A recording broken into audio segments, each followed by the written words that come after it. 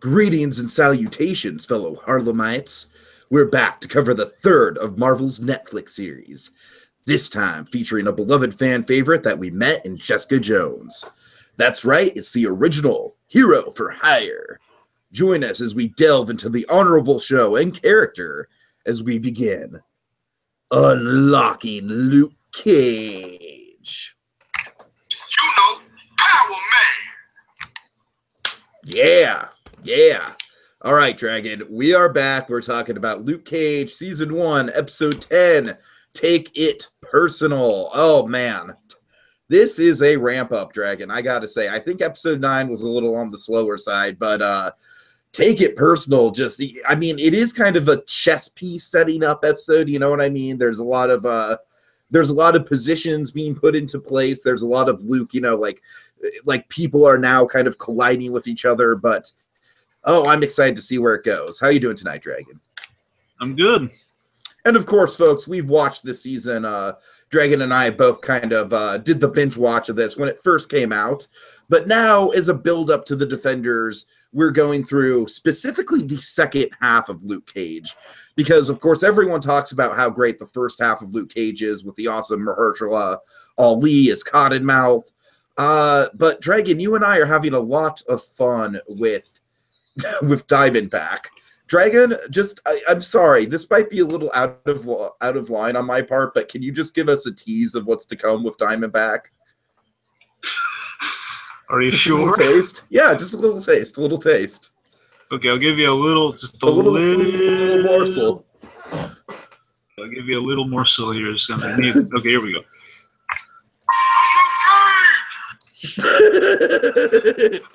Oh, God. Folks, we are having a lot of fun with Diamondback. I mean, he's not the powerhouse performer that Mahershala Ali was, but, he is a fun villain. So, of course, that's, we're here to kind of break through and kind of, really do a deep dive into these episodes and see what makes the second half of Luke Cage tick. So with that in mind, Dragon, let's get right into it with plot.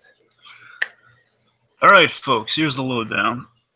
So, Claire and Bernstein successfully removed the shrapnel and saved Luke's life. Hooray! Diamondback is framing Luke for yet another crime. Again, that's what Diamondbacks love to do. It's what they do best.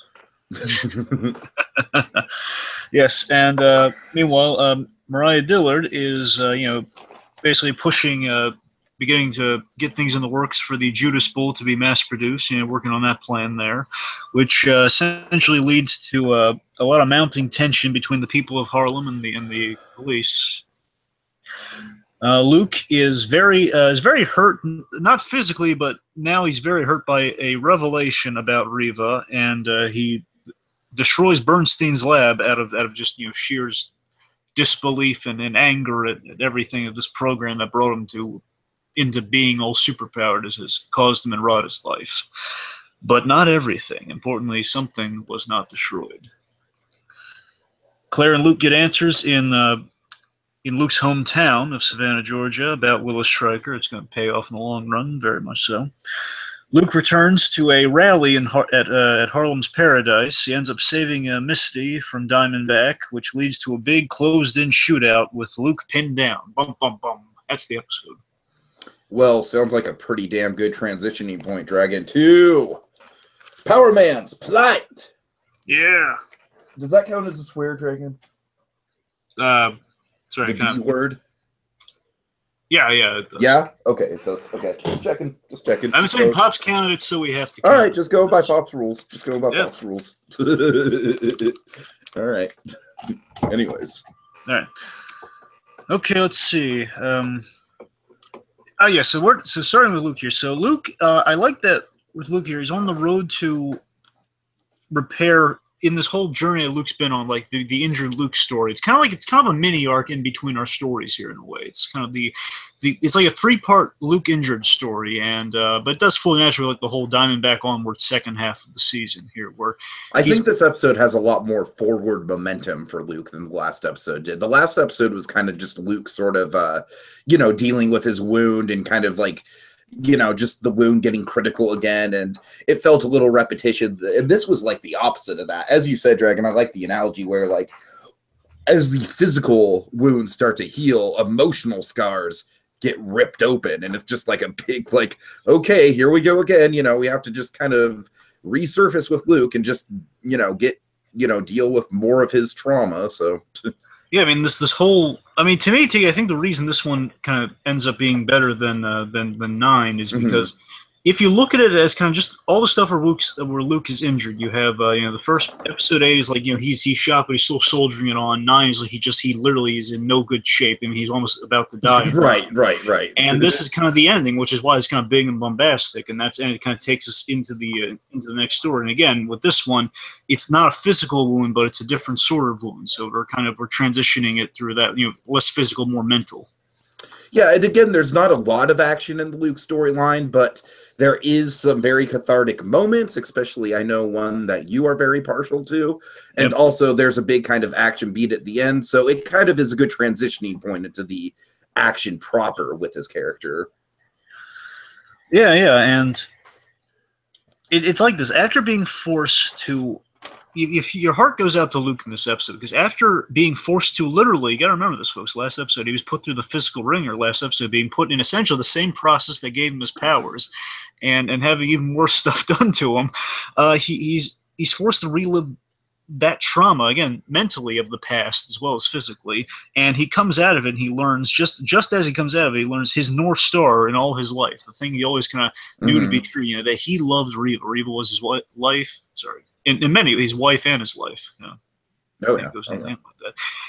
In so many ways, and finds out that was a lie. It was based on a lie, and she picked him for the experiment, knew all about the fights, and just was so callous about it. I'm going to play a little bit of a clip here for you so you understand just how crestfallen Luke is. And there's this bit in the clip about the play where Luke is he has to soldier it on. He knows it's going to hurt him like the dick. It's going to hurt him worse than being in that tank. Because, again, he loved this woman like there was no tomorrow. And boy, oh boy, is it crushes him at the scene. You can hear it on Coulter in that line. It goes a little something like this.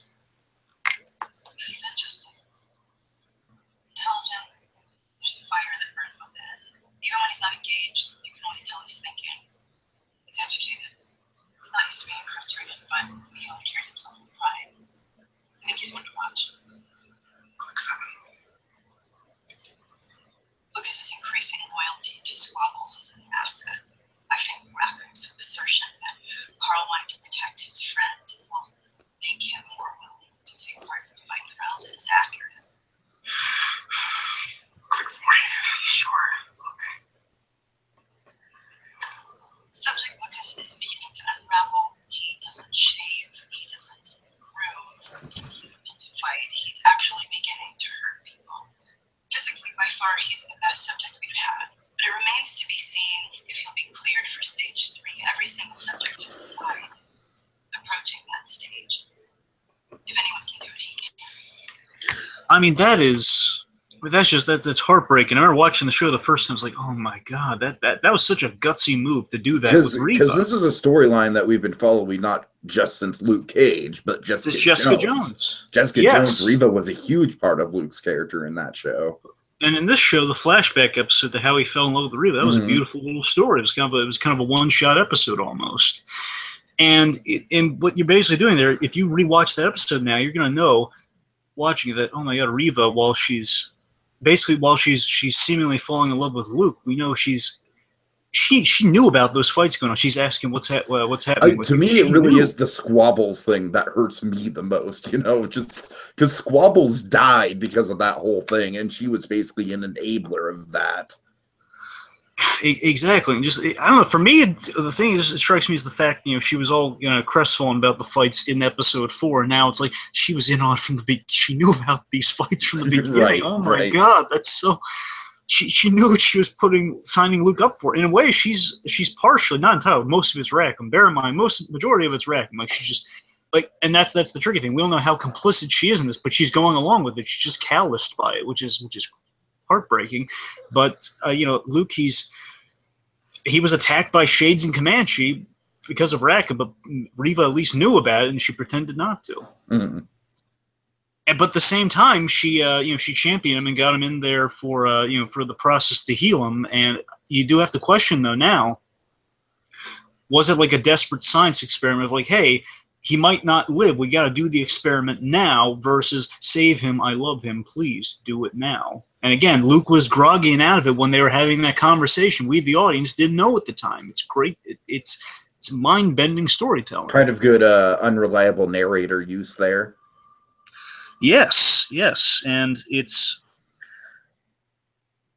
and you still have that question though, like if she loved him. Yeah, and I like how we'll get to this more with Claire, but I just to put a cap on this, Dragon, I really like how Claire, points out the ambiguity of the situation. Like it can't all be fake. She really put her life on the line for you. She put her career on the line for you to help you get a new identity. Yeah, I just love that. Luke, he's deep. He's more hurt by the emotional than the physical. In a way, that's just kind of a great thing. That's what we love about Mike Coulter, right? Is that he's a big, tough guy who isn't afraid to be sensitive. Yeah, I love that he can still we know Luke Cage.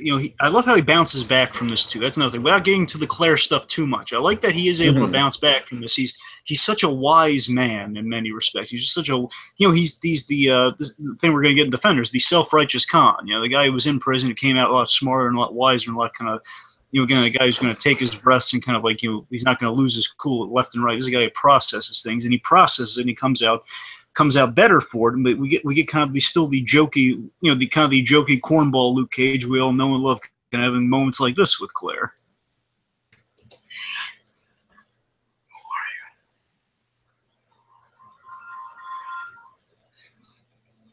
Just kidding, Claire. Oh, come on, America! Don't we love him? Yeah, you know what, Dragon? I know one person who doesn't like that joke. Who? Harry Osborn. Harry Osborn stands up from the booth where him and Howard Hamlin are having pie and tea, and he's like, "You know what? I find that offensive, sir. I suffered amnesia. It was a bonk on the head. You, sir, have no class. Good day, sir." And then Howard Hamlin just like raises a cup of tea, like, "Good day, sir." Yes. Here's the funny thing. Harry Osborn wants to leave defiantly, but he realizes his pie is on the table, and he just kind of like shuffles down. He's like now he's all hunched down and peeved now. He's like, I made my peace, but I still want this pie. You know why? Yeah. Why? Because it's so good. Yes. Okay. And Hamlin just kind of I'm sorry, Dragon. Like, yeah, he's right. Really good pie. I can't argue with him. He has to I mean, yeah, he could have had a really awesome exit right now. He's just kind of giving a shrug to Luke Cage. I don't know. He likes his pie. I can't argue with him. It's good pie. Boy. I like it. He loves it. I don't know why, but I got to vouch for him. It's pie worth sitting down for. Kind of taking away the exit. And then we just cut back to Harry, and he's just so good. So good, good. Nick Ford's at his table alone, just like with his newspaper, just like shaking his like, oh, these guys. Dragon, I'm sorry. At some point, we have to do just a full-on like comedy improv podcast with all these characters we have lined up. It's the only way we can properly express ourselves without like derailing conversation. Okay, anyway, getting back to Luke Cage, please. I'm sorry, I was holding in that Osborn joke. I was waiting for the perfect time to drop it. I'm proud of you for the Osborn joke. Right, I did not think I knew you would be. I knew you would be. Anyways. All right, let's see.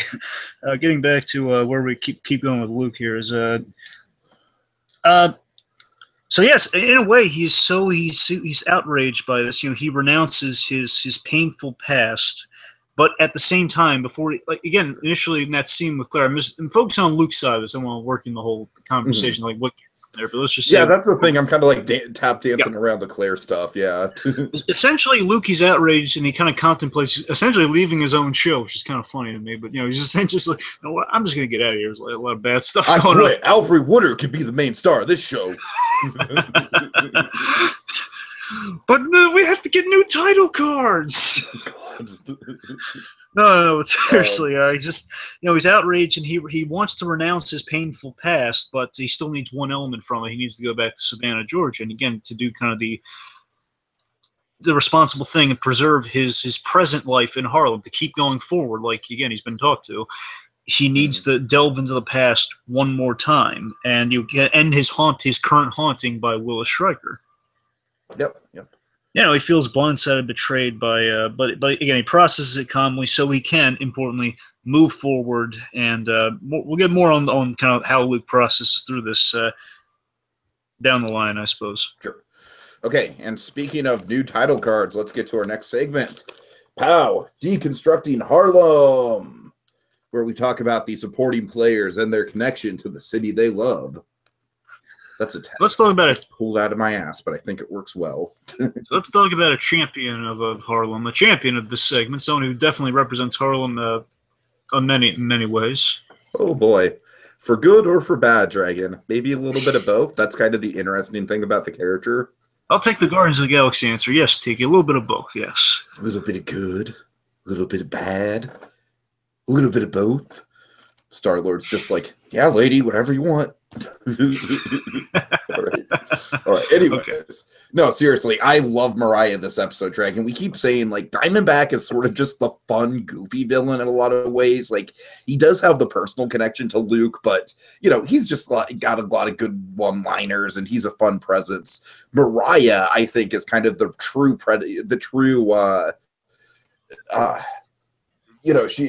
she's what's the word I'm looking for, Dragon? Antagonist, protagonist. She's the successor to Cottonmouth. She's the true like follow-up to Cottonmouth. It's like Diamondback is almost kind of like the magic trick, right? Like, hey, look at this guy over here. And he's even doing a magic trick in one of his, early episodes. Whereas Mariah is kind of like the one behind the scenes where she is the true evil in this show, I think. Yeah, she's the evil again. She's more of like kind of the devilish evil in terms of I can go around and kind of say things that people support me and root for me. It's kind of the dictatorial kind of evil in a sense. It's like I can rally a bunch of people and I can rally people. I can manipulate them, and it's still there's an element of truth in it. But at the same time, I am trying to better her, and many people would agree with me. At the same time, I have my own reasons. Like Mariah, in many ways, she is. This was interesting with where we go with her this episode is that she's kind of in this episode. I find that she corrupts her New Harlem Renaissance. New Harlem Renaissance she wanted, a Renaissance that she wanted, and she's been building. She's always basically kind of like said, ends justify the means in the long run. It's like I work with I use my cousin's connections, the dirty money, and everything to fund a better Harlem, and she means that she wants a better Harlem, but. To do that, she's going to tear down Harlem, and what she's kind of deluding herself with is the fact that she really wants the power. Diamondback's addicting her to power. That power man. Yes, but you see what I mean, though, right? It's the fact that she thought it was for the betterment of Harlem, but actually, what it's becoming now is not for the betterment of Harlem, but for the betterment of herself. She wants to be Mom Mabel, even though she'll never admit that to herself. A little bit of a Breaking Bad type thing going on here, Dragon. Yeah, a little bit. Yeah. Like you said, in connection with Harlem, like she kind of uses these deals, like the as we've been seeing throughout the whole show. But right now, it's like she's gotten to the point of weaponizing them. You know what I mean? Yes. Early on in the show, she was using the whole like, oh, Harlem is just like culture and good food, and that was just all kind of like political fluff. But she's used all that capital that she's built up with herself within the community to truly become. Yeah, exactly. And truly become like a threatening, almost like kind of a J. Jonah Jameson who people really take seriously in a way. Like a Jonah Jameson with true power. She definitely sounds in some of her awesome speeches, and Alfred Woodard, her speeches are excellent in this episode. They're very well written, and she delivers them so well. She's really good in this episode. She's a little funny in places, too, which kind of cracks me up. But there's a scene she has at Diamondback we'll get to. It's just she's really funny in it, and I'll see if you feel the same way. Just her delivery is really kind of fun and kind of childish here and there. But when she gets into her rallying speech mode, though, like, oh, my God, she's it's kind of like mixing a Wilson Fisk type, someone who's really attached to their city. But you're right, very much through a J. Jonah Jameson vibe. Because, her dialogue sounds like J. Jonah Jameson, but if you took him as a legitimate Kingpin-esque threat. Dragon, one of the things that I talk about a lot with my friends and on this channel, we've had this discussion, is like what classifies a Disney villain as like more evil than other Disney villains. And that thing can apply to Mariah. And to me, the biggest qualifier of an evil Disney villain is like dictator type tendencies. And Frollo's got that. Surprisingly enough, Ratcliffe has that, which makes Ratcliffe a more evil villain than people give him credit for. And I think Mariah definitely has that on display. You know what I mean? With like, she's gone from really making a name for herself, you know, in a positive light on the political spectrum to just like, all right, now I'm just weaponize this and just take it to my full advantage to get my agenda done. And it's not a pretty agenda. Yeah. And what's so interesting is that, you know, now she's in this position where she's so, you know, kind of delving more into the dark, basically shouldering Cottonmouth's empire now, like, which she now has taken over, and she now has no way out of. You know, she has to do her own dirty work now to a large extent. I don't mean so she's doing everything by herself. That's Diamondback likes to do his own dirty work, or Mariah. Oh, he loves it. He loves it. He loves the hands-on approach. Yeah. And well, Mariah here, basically in taking on kind of the stuff she looked down upon her cousin for. She's now taking that on. She's now closer and like on a faster path to the new Harlem Renaissance, a corrupted version of it, but her new Harlem Renaissance nonetheless. And like Damon Boone can't even stop her. He can call her out on it, but he can't even stop her now. And something that really dawned upon me with her, and something that was really interesting to point out, is that what makes her such a worthy adversary for Luke Cage always, and especially now, is that, you know, her focus is on the present, you know, is now and the future. It's always like, you know, now in the future, where Luke's been kind of taken back into the past here again with the moving forward philosophy. I mean, that's kind of a great thing, kind of parallels Mariah and Luke to an extent. It makes her like an equally dangerous foe to Luke. You know, again, she's doing what's best for Harlem. He's just kind of the humble folk hero of Harlem, and she's the politician trying to own Harlem, trying to measure up to that folk hero status. So like a stranger coming into her land, her territory, her birthright, as she says in the episode, wonderfully, birthright. Oh yeah. And that just incenses her so much, and that's why she has no moral issue. She takes no moral issue going after Cage. Mm. And one last thing I want to hit with Mariah Sure. is that something that's really great in this episode, dawned on me on the rewatch. I'm so looking forward to Defenders with now, is that she puts things in the motion. She puts things in the motion that will be used against the Defenders. Yeah, very much so. Like the weapons for one. That's what I'm saying. And also the political movement. Yes, I mean, she's spinning it that, hey, if these basically she's very Amanda Waller-esque in this episode. Let me specify the classic Amanda Waller. Yeah, to say not Suicide Squad Amanda Waller, not that Amanda Waller. Yeah, Amanda Waller's logic in the Suicide Squad movie is a little full, but I'm talking like I'm a little flawed. I'm talking like classic Amanda Waller. If I were to pick one, I'd say the animated Justice League. That's the political one. You saw kind of the classic Amanda Waller in the movie, but the animated series one. In World's Finest. Assault on Arkham. Right. That's classic. That's comic book Amanda Waller, but the Amanda Waller from Justice League Animated, so she's like essentially this is the one she's playing here. She's playing very much that political one, and in that show, Amanda Waller she kept raising the. Sorry, basically, she said, if the Justice League has this much power, what's to stop them from turning against us? She came up with all these measures against the Justice League, so it's very much like with Defenders here. That's kind of her role here, and I think that's really interesting that she's kind of jump-starting that campaign. Like, what if these super people turn against us? I can kind of see her being a middleman between Sigourney Weaver, like being the higher up, and her kind of being in the middle position of power. That's what I'm saying. Yeah, she's the one getting the people support. Where Alexandra, she's just Sigourney Weaver. She's like on the sky. I love this with that one. She's like in the skyscraper. She's on like the ground floor. Now that's a Wilson Fisk-esque character if I've ever seen one. Yeah, you know what I mean. How cool is that? Like she's in skyscrapers in these really fancy buildings. She's like you can barely see Harlem. That's why she looks down. I'm being so excited about Sigourney Weaver. I haven't even seen her in the show. But yes. Anyway, I've heard good things based on what I've heard of the first episode. I won't go into detail, but I've heard good things. Yeah, we see my point though, that it's kind of cool that she kind of jump starts the whole like let's turn against the Defender. Like she's kind of laying the groundwork for that. Okay. For sure. All right, let's talk about Misty then. Yeah, Detective Mercedes Knight. I love the way Pop says that. I don't know. That's why I keep saying that. Say that it kind of sounds like a 1940s serial announcer. Meanwhile, we check in with Detective Mercedes Knight. Okay. Anyways, Misty is in the middle of a very politically charged storyline this episode. I love how she's kind of like the fly on the wall when it comes to what's going on. Mm-hmm. I think, honestly, rivaling Mariah possibly, I think she represents Harlem really well in this episode.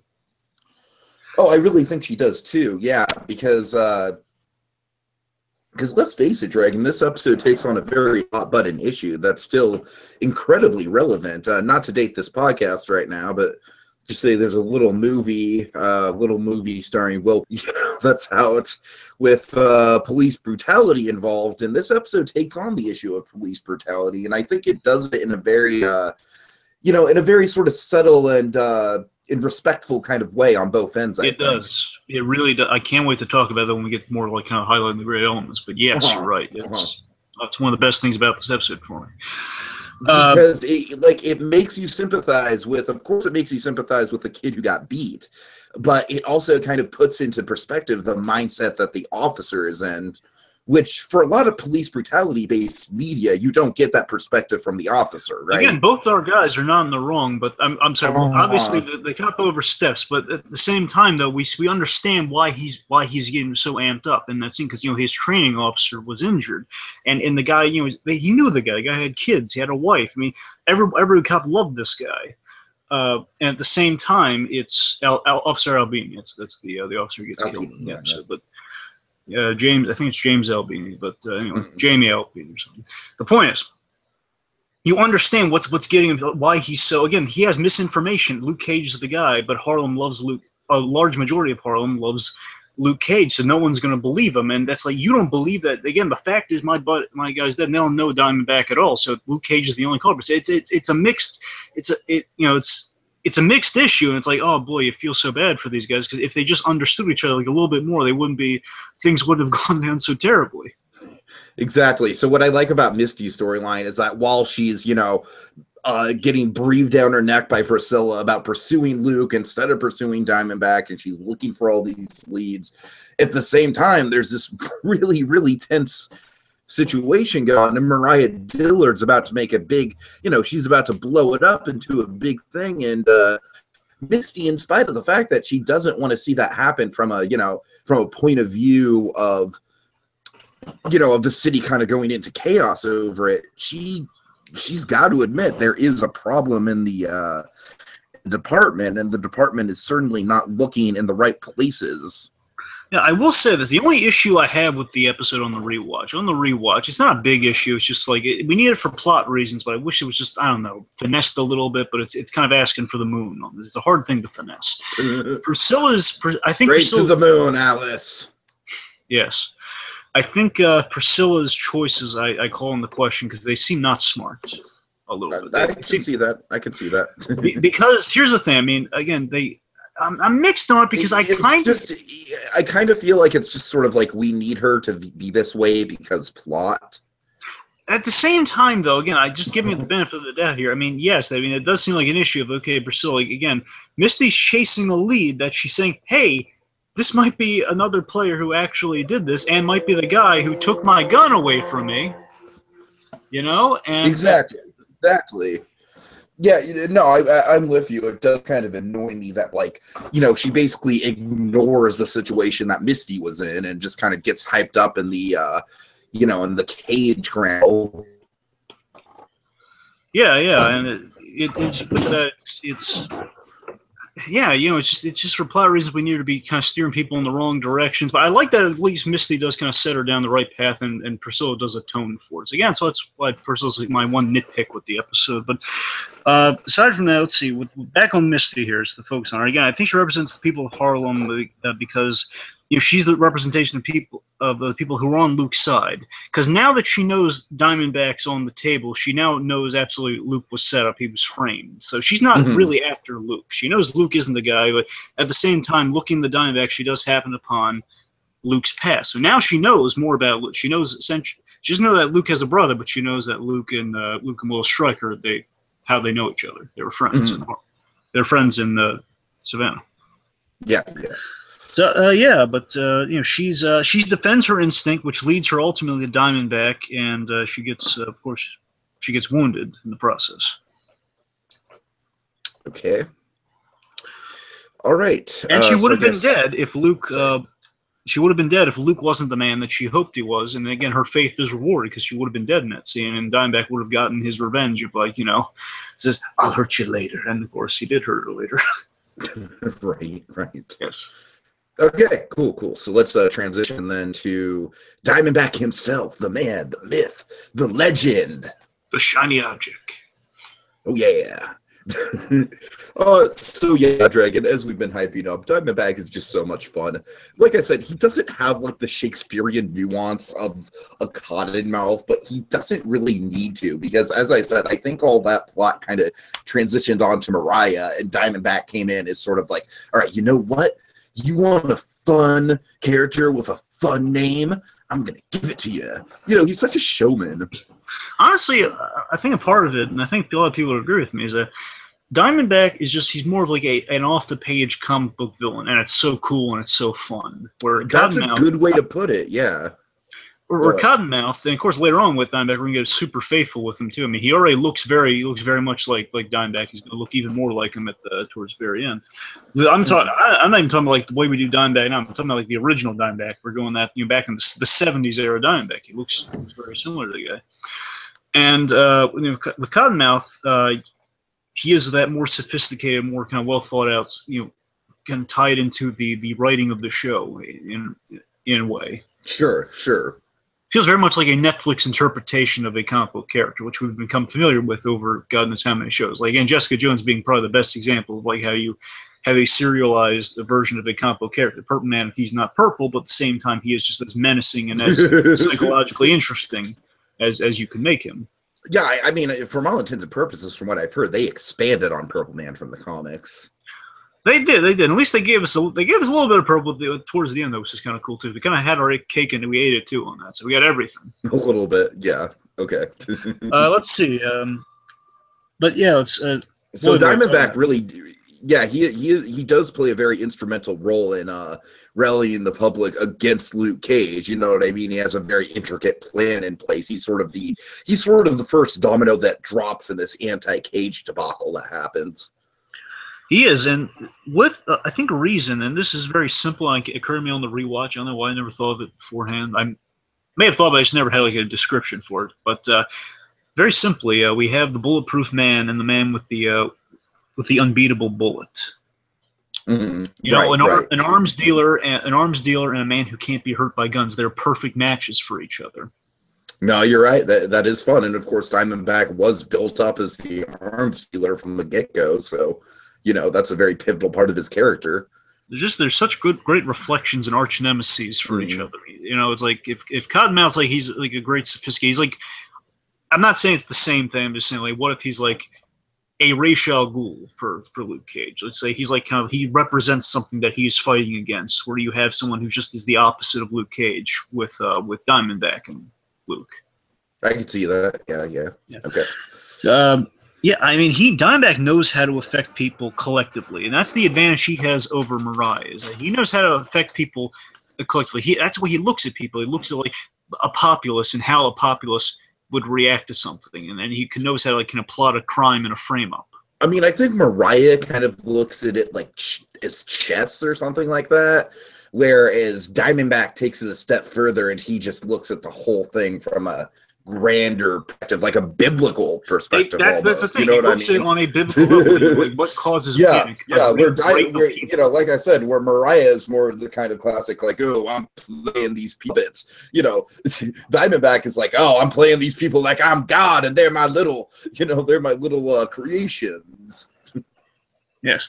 Of course, we have just the play a little bit more of the scene. Of course, it's really great how he frames Luke Cage, which again might. I hear some criticism that people think it's a little silly, but I'm gonna argue this. I like it because it's silly. Okay, sometimes it's Marvel. Right? Sometimes we need some silliness. I'm going to argue this. While it is, again, I'm with you too. That I don't care if it's silly. Either way, I like it. But I'm going to say it. In addition to being over the top, which it is, I love that it's plausible enough to work. That again, no one saw him. He's got the hood. He's got the. And of course, Luke Cage, if he has a superhero costume, it's that hoodie. There's just enough to buy it. I mean, again, Diamondback's a smart enough guy. I mean, NXT acutely points out, like, why would he just be going around randomly yelling his own name? Like, that doesn't sound like a very smart thing to do, but, you know, tomato, tomato. No, that's the thing. He's getting the name out there, and it's just enough. And again, this is a guy who doesn't really regard the intelligence of people, but he does regard the facts. I mean, he knows just enough to frame someone, and he knows all the little minute details are going to get lost in the grand paranoia. So, so whatever he does, I mean, as long as it's just, you know, as long as he's not really, again, the one guy that sees him dies, and then he walks off, so no one really knows. He's saying Luke Cage. And here's the clever thing on the rewatch that made me buy into this even more, Tiki, for anyone out there who's kind of not sold on it. The only audio people have of Luke Cage, just the only way you could get a positive idea to know this is not Luke Cage would be for the shopkeeper or the nanny, you know, the guy, right, the vendor or the nanny, listening to a recording of Luke Cage and seeing if that was the voice. And we only have one thing of Luke Cage ever recorded in this show up to this point. It is him saying, "I'm Luke Cage." At the end of episode 3, when he emerges from episode 4, when he emerges from the rubble, and at the end it builds at him saying on camera, "I'm Luke Cage." That's all anyone has of him to match a comparison. Can you just agree that Mike Coulter saying "I'm Luke Cage" is like the same level of epicness as an "I'm Batman" moment? It's Luke Cage's "I'm Batman." I'll give you that, because Luke Cage saying his name is a big moment. It is. It's always been built. Of course, you have that Purple Man moment where you said would make a really good 30-second promo, like, "Stop! Who are you?" "I'm Luke Cage." Yeah, it's just every time he says it, it's just very satisfying. Yeah. So of course, the moment goes a little something like this. Sorry, that's help you? My name is Luke Cage.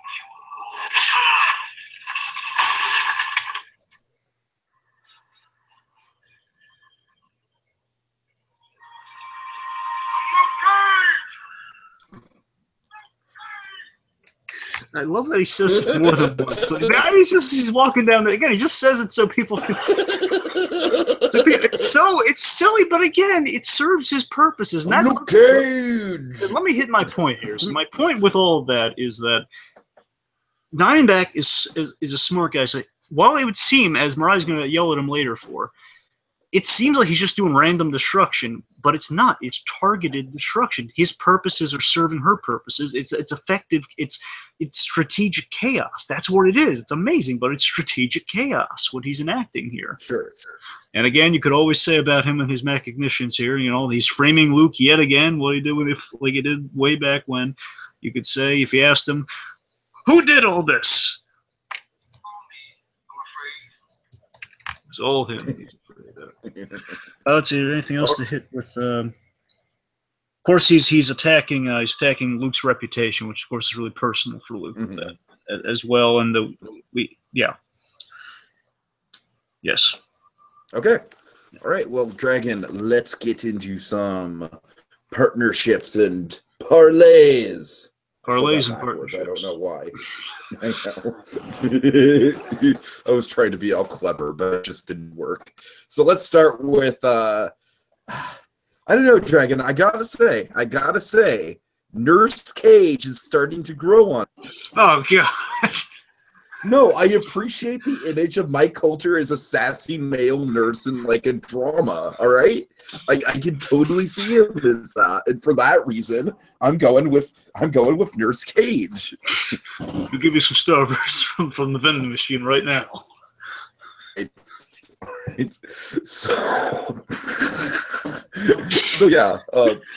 So yeah, as we've been establishing in other episodes, Claire and Luke just have such a fun dynamic with each other. Like, you know, after a horrifying incident, you know, basically being deep fried and, you know, flatline and all this crazy crap happening to him, being on the verge of death. She had to revive him by throwing something in the water, throwing something in the acid to electrocute him back to life.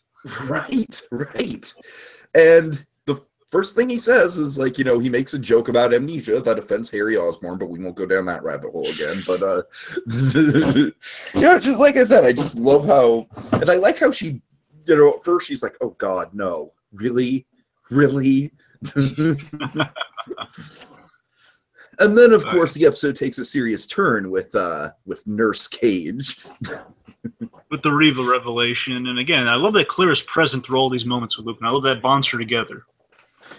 Yeah, absolutely. Like, I think this season definitely does a great job of establishing why Claire and Luke are going to be connected coming into Defenders. You know what I mean? Like, much more so than Claire Devil was.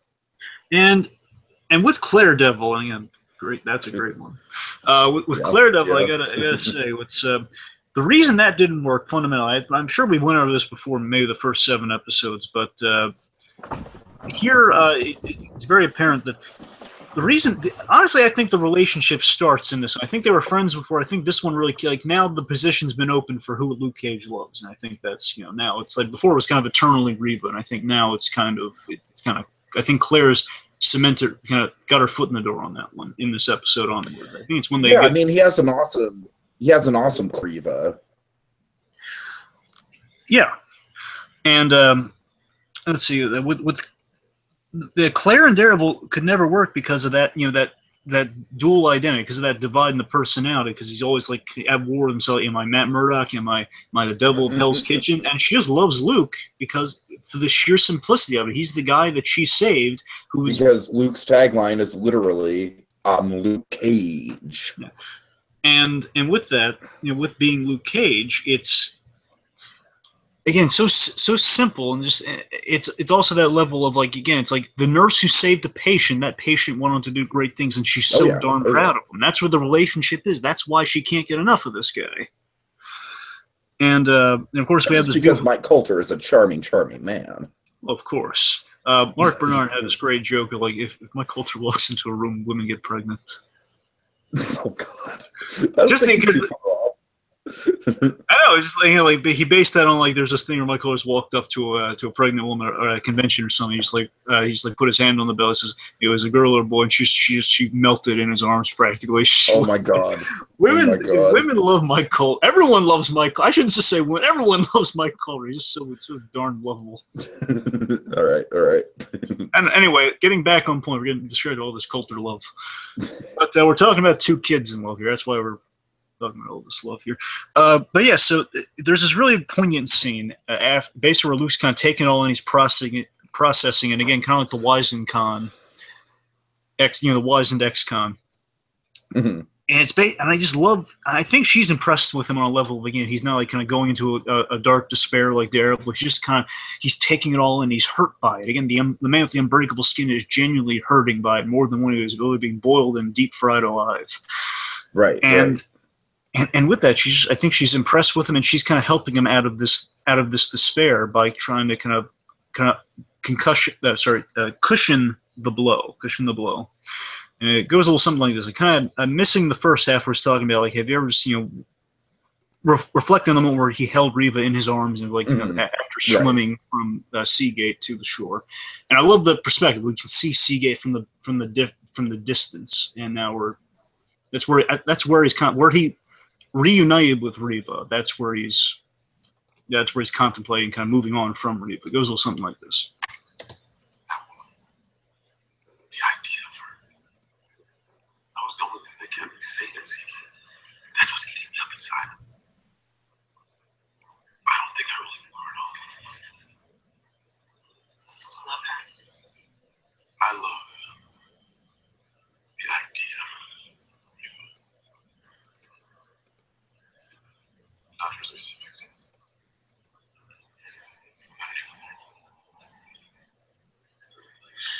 I should just go, Let's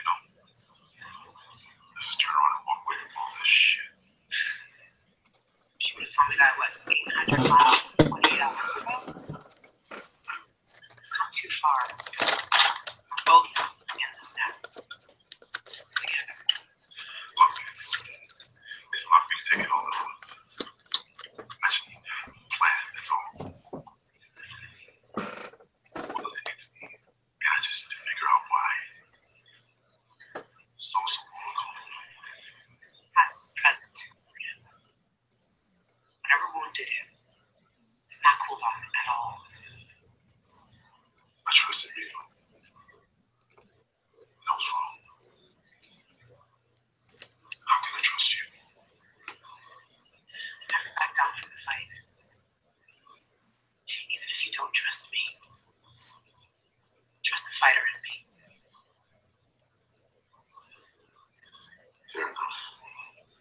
You know, a couple things I want to hit with this real quick. Yep. First of all, this scene here, what it really reminds me of, what kind of feels like to me. I know it's in a more romantic. It's like it's an underlying romantic context because the seeds are being planted for a romance down the line. But at the same time, it's a good character scene. With it as a good character scene, kind of reminds me of that great scene from Winter Soldier of Cap and Falcon on the bridge where he just has that flashback to Bucky and I'm with you till the end of the line. He's basically, I don't know if these are the kind of threats you stop. I don't know if he's the kind of threat. Basically, it's that moment of contemplation before you embark on the adventure. That kind of that great moment of kind of sharing the idea of just like yeah, but he's my friend. Yeah, I mean, it is a very tempting thing to do. Like, okay, like things have just gone to heck in a handbasket here, and my name is just being dragged through the mud. Like, why not just move forward? Like, we have each other. We could be like outlaws. It is kind of a tempting proposition for both of them, I think.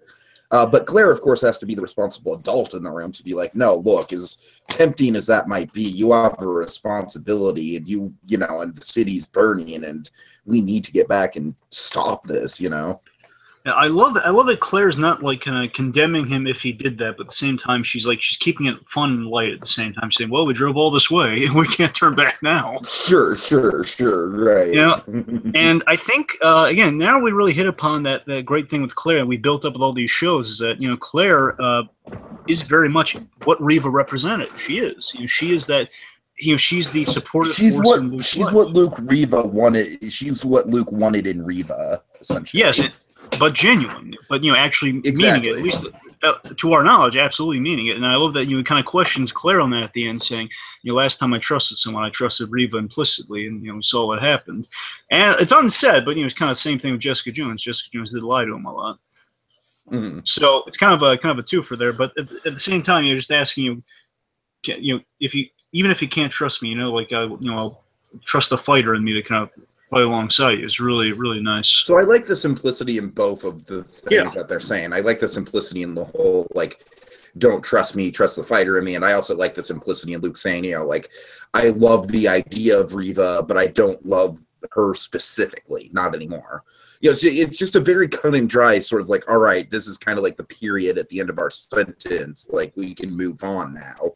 Yeah, I mean, she's just like that healing force. She can be that healing force in his life, and he's lost the point of true north. In Claire Temple, she's been in all these other shows. She's been that moral compass pointing everyone true north, and that's what she can be for Luke, which is nice. And I think, again, the last thing I'll say about it, it's already good, is that I think a reason she really likes Luke is that Luke doesn't really need a lot of pointing for doing morally the right thing. Everyone else does. I think that's she doesn't have to do that with Luke, which is kind of taking the burden off her. He's the one who takes the burden off her the most out of all the other Netflix heroes.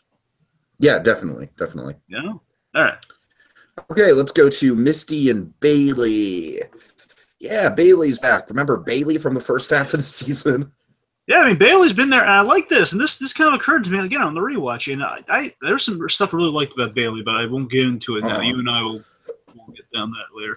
But with Bailey, I think he's kind of becoming the new Scarf for her. I could see that. Yeah. Because he's been there from the beginning with the three of them, and he's always been kind of he's the guy who's the first on the scene. I don't think he's a forensics guy, but I know he works with he's always the first guy on the scene, if not the forensics guy. Mm-hmm. And he serves the role of Scarf in that they have rapport. They bounce ideas off of each other. And he plays devil's advocate. That's the one thing he does that Scarf didn't necessarily. He did it, but he also had his own stuff going on. He was as competent a detective, and this guy's he's laying out the evidence and the facts for her to kind of be faced with. So basically, this guy is kind of like Scarf without the baggage that Scarf had, kind of like a younger, more polished version of Scarf in a way. Yeah, and he's on her side, and he's always kind of serving her interest, and yeah, it's just they make each other better. I mean, she's pointing him in the right directions to kind of go along with. So we're doing the right thing, we're going after the right people, and he's basically making it so Misty is, being the best investigator she can be. So if she's met with scrutiny, she can get her way out of it. So in that, they kind of serve each other really well. And a really good scene where they're kind of working through the evidence of the Diamondback Cage /Cage murder here. The I'm Luke Cage case. I'm Luke Cage. Yeah. All right, so yeah, so it goes a little something like this, and they're kind of talking it through and kind of talking about the predicament that Harlem is finding himself in with the police. Let's think about this. A guy in a hoodie punched a cop and then say his name. If it was one of the goons connected to Cottonmouth, I could halfway see it. But a cop? Don't forget, he's on the run. You saw him fighting with us in the dash cam pit. Albini, he must have just spotted him and he tried to take him down himself. Who else has that kind of strength? In Harlem, black, wear the hoodie. It's not rocket science. What about the backpack they said he was wearing, huh? What about it? Luke doesn't wear one? Not usually, no. So he switched it up that day. What's the big deal? How does that eliminate him? The whole thing just doesn't smell right. I don't smell anything. Right now, I smell rage. This is Harlem. And when a cop gets killed, hands roll. That's just how we do. Yeah, it's good rapport. I like these two. I like that I like that Bailey isn't like just introduced now. He's been there from the beginning. It's nice. Yeah, as you pointed out, like he does a good job as like a devil's advocate who doesn't have any sort of like, preconceived bias against Cage. He's just sort of pointing out the evidence as it stands. Yeah. Kind of a good contrast to the other storyline we get with the cops where, they're fueled by a very logical, emotional reason, but they are kind of not looking at it from as logical a point of view as Bailey is.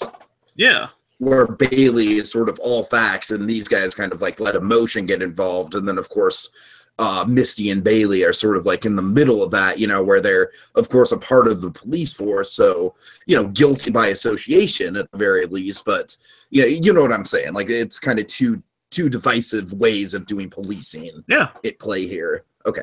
Yeah. Yeah. Okay. All right. Let's get to, let's see, Claire and Bernstein, or is it Bernstein? I'm sorry. Terribly sorry. Can't help myself. It's Bernstein. Want some more of that Harry's pie? No, I don't. I'm good. You're stuffed from lunch, aren't you, with all that Harry's pie?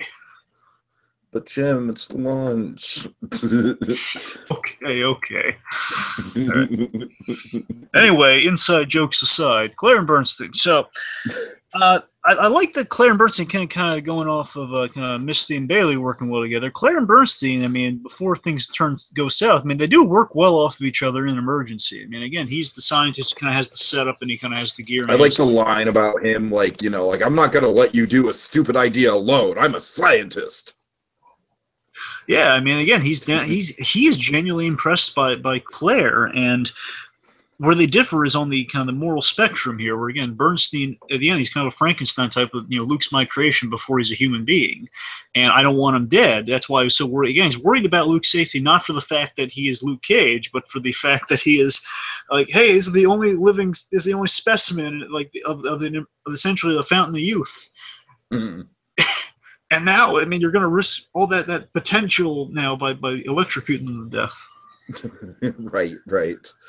I do like the choice words that Claire has for this guy at the end. It's like you said, it's like they do bounce well off each other in a crisis. But at the end of the day, Dragon, I feel like this guy does kind of come on a little too strong with like the whole, like, be my protege, Claire. I could teach you. Yeah, well, we know we're going to get Bernstein in season 2, by the way. So this guy's going to have a bigger role in 2. Okay. And I like that that makes sense. He does have a strong connection to the history of the character, of course. And we're going to and in this season, in the later episode, I'm jumping ahead a little bit. Let's just say we do set him up for a lot of season 2 in this season, like when he reappears. And we see a little bit of setup in this episode to that effect. Anyway, so last thing before I'll play a little bit to kind of encapsulate that scene we're talking about is that, again, I like this divide between them as well. Is that Claire, cares for her patients, where Noah Bernstein here, he makes no apologies for whatever he does to his patients. It's because it's for the benefit of humanity. He's thinking the long game, not the short immediate game of all the people who died to make a Luke Cage. Why are characters named Noah in TV shows always so morally ambiguous? I'm trying to think. Oh, right, of course, yeah. You know what I'm talking about. Yeah, I know. Yeah, I know you're talking about. Anyways, I don't know. Maybe it's like a Noah's Ark thing. Maybe it's like, hey, we have to pick only two species of anything. I don't know. Maybe that's why. I got nothing. All right, so it will sound like this, kind of like the last scene they have together, and yeah. You're brilliant. You're not even trained. Imagine the things I could teach you. Talk to Luke. Tell him when he's thrown away. He's my friend. That's why you'll never see him again. Or this. You didn't say I would never see you again. Be thankful I'm not the one with the powers. Because I'd kill you if you did half the shit that you did to him to me. I just ruined your barn. I don't know what it is about Rosario Dawson, but she has these great little cappers to her little comebacks or speeches. And she's always had that. She's always had that in her delivery, Dragon, not just in this show. It's like no one knows how to zing had someone. that in her Clerks 2 character.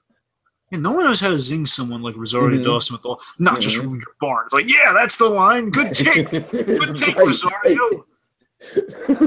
Exactly. So I'm breaking up the Rosario cookies. Let's give her some cookies. Oh, man. Okay. Like, she did a good job. We gotta reward that. I mean, seriously, Rosario Dawson, she's so important to the Netflix shows. We gotta keep her around. Like, keep her treated all nicely. Right. Okay. Essentially, again, it's the Coulson of the Netflix shows. So we want to make sure she's around for a long time, and hopefully we don't have to bring her back from. Well, bear in mind, with the hand, we could actually bring her back. Oh God! Oh God! I hope we don't go that route, but we'll see. Anyways, okay. But if the hand brings you back, you turn evil. So I really hope they don't go evil Claire. Yeah. All right, so saving the best for last, Dragon. Let's get into Mariah and Luke Cage. Oh, I'm sorry. I mean Diamondback. I'm Luke Cage. Oh man, Dragon. I love the arms dealing in this episode. You know what it reminds me of? Have you ever seen Lord of War? No. That's the Nicolas Cage. Nicolas Cage. I'm sorry. Pun. Nicolas Cage and Jared Leto play brothers who go into the arms dealing business. Yeah. It's a very good movie. Check it out. Check it out if you get the chance, if it's on Netflix or something at some point. Just to make this relevant, let's not forget Nick Cage does enjoy Luke Cage. He does. He does.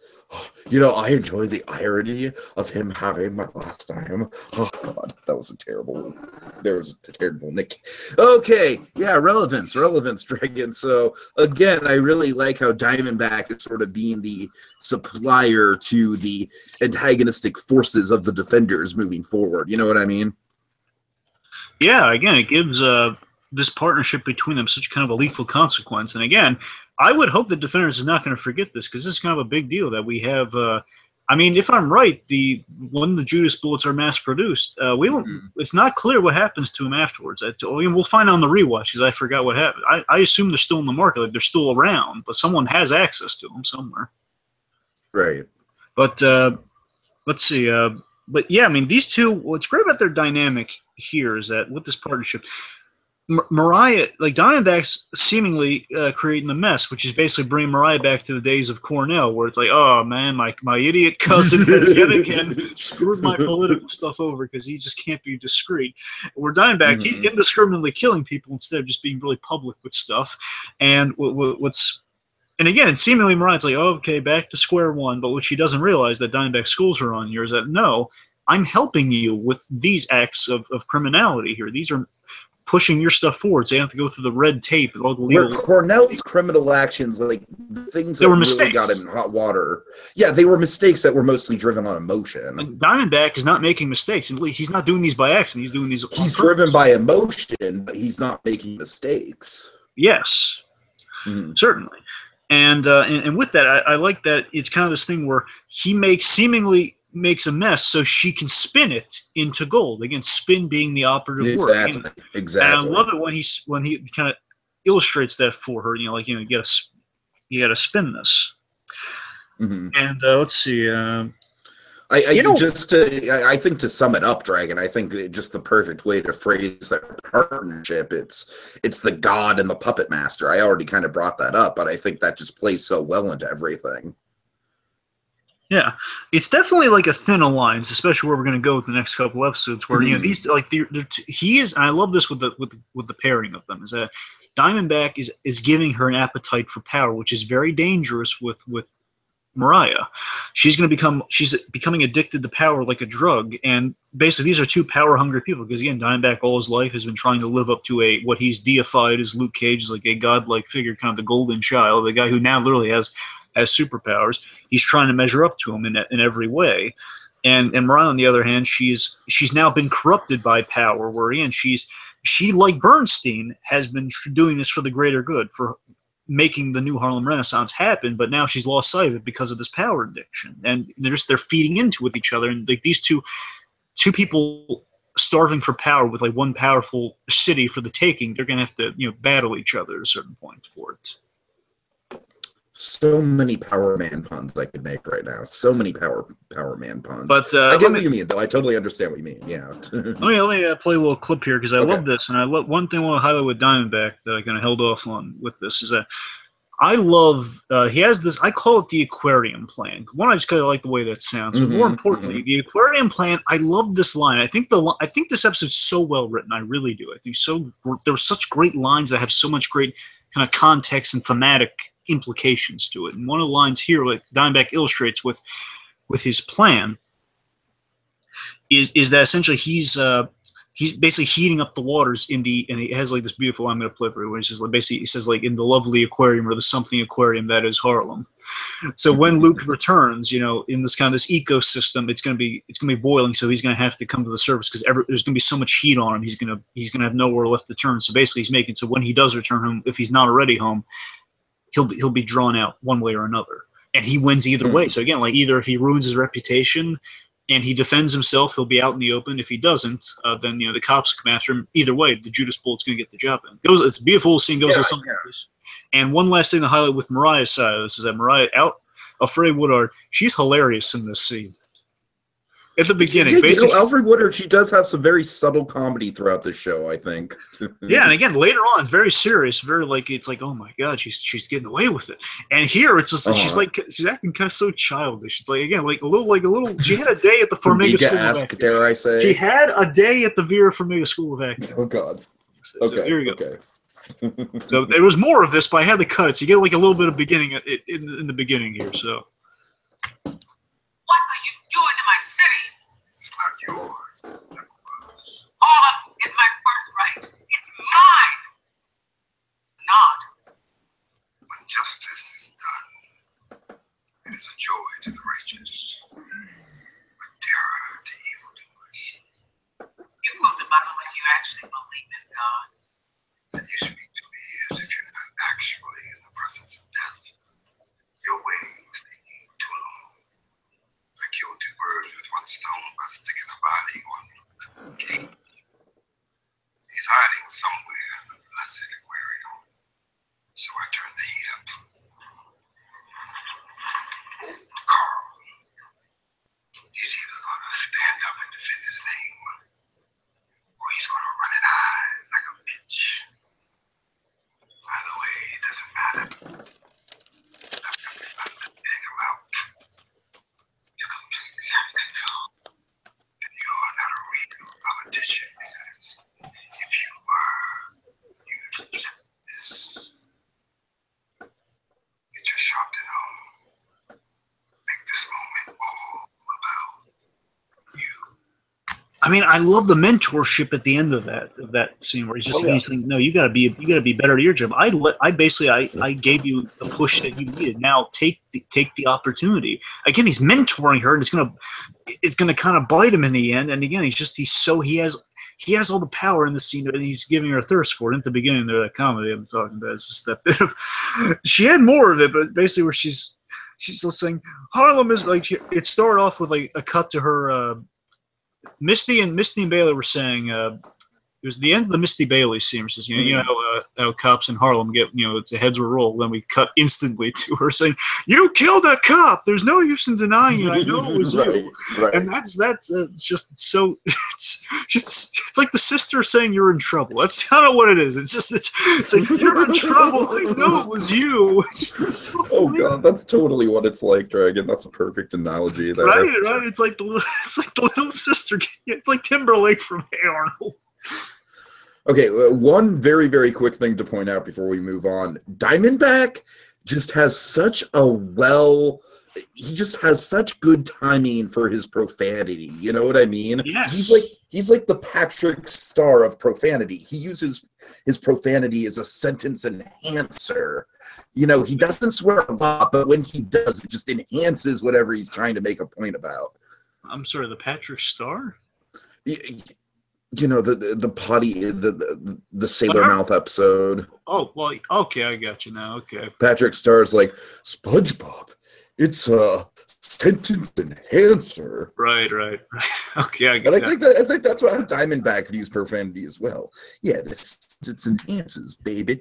Anyways, all right, Drag, is that it? Yeah.